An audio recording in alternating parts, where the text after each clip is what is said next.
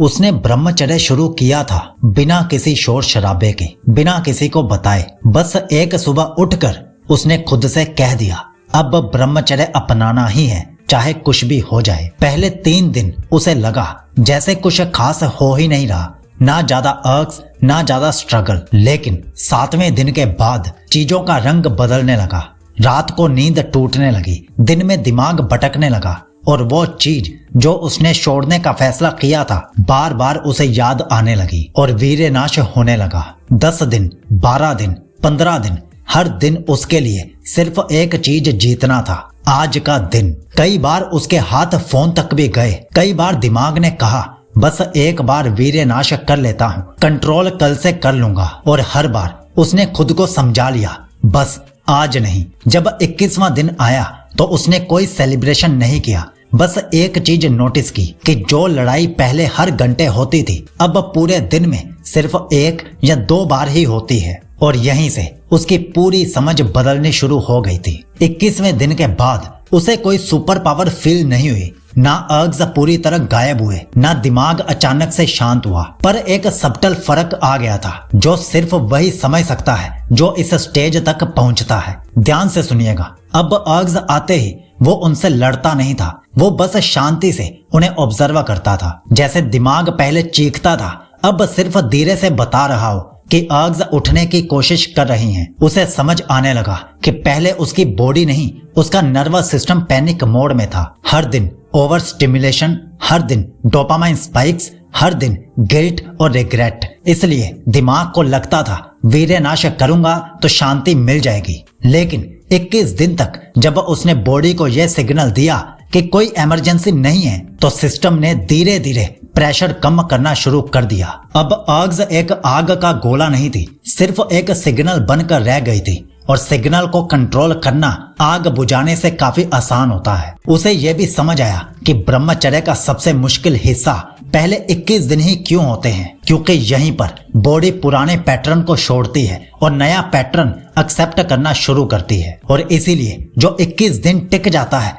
उसके लिए ब्रह्मचर्य सिर्फ स्ट्रगल नहीं रहता, एक रिदम बनने लगता है। लेकिन यहीं पर एक डेंजरस पॉइंट आता है जहां ज्यादातर लोग गलती कर देते हैं। 14 से 18 दिन के बीच उसे लगने लगा कि अब तो सब कुछ स्टेबल हो गया है, अर्ग्स कम लग रही हैं, कॉन्फिडेंस भी बढ़ रहा है। और इसी कॉन्फिडेंस में ज्यादातर लोग अपनी रूटीन तोड़ बैठते हैं। लेट नाइट जागना, स्क्रीन टाइम को बढ़ा देना, फिजिकल मूवमेंट कम कर देना और सोचना अब तो कंट्रोल आ ही गया है। ये कॉन्फिडेंस नहीं, ओवर कॉन्फिडेंस बन जाता है। लेकिन असल में ये वो फेस होता है जहां नर्वस सिस्टम रीसेट मोड में होता है।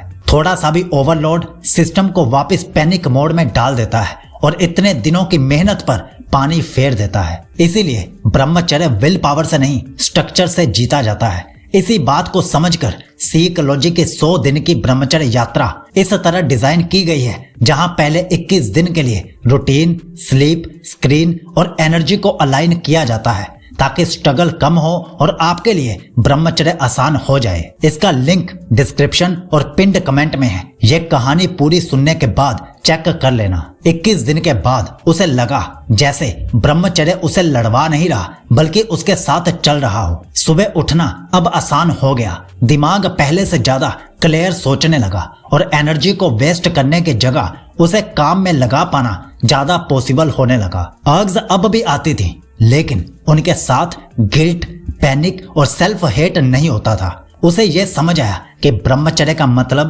अर्ग्स का मर जाना नहीं होता बल्कि उन पर रिएक्ट करना बंद कर देना होता है। जब रिएक्शन खत्म होती है तो एनर्जी का लीक होना बंद हो जाता है और जब एनर्जी बची रहती है तो माइंड ऑटोमेटिकली स्ट्रांग हो जाता है। इसी वजह से 21 दिन के बाद ब्रह्मचर्य एक डेली फाइट नहीं लगता, वो बस एक लाइफस्टाइल बनने लगता है जहां कंट्रोल जबरदस्ती का नहीं, नेचुरल होता है। और जो चीज एक बार नेचुरल हो जाए उसे ज्यादा दिन तक निभाना मुश्किल नहीं होता। ये कहानी सिर्फ उस एक लड़के की नहीं थी।